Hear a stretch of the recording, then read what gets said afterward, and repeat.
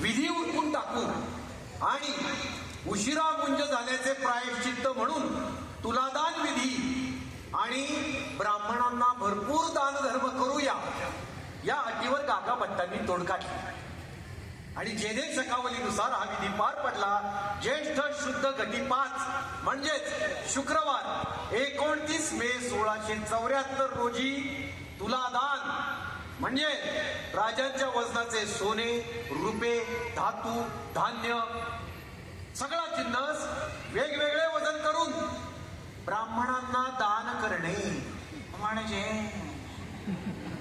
तुलादान म्हणजे सांगतो तुला काय शिवाजी महाराजांना तराजूच्या एका पारड्यात बसवायचं. शिवाजी महाराजांना तराजूच्या एका पारड्यात बसवायचं, दुसऱ्या पारड्यात त्यांच्या वजनाचं सोनं करायचं.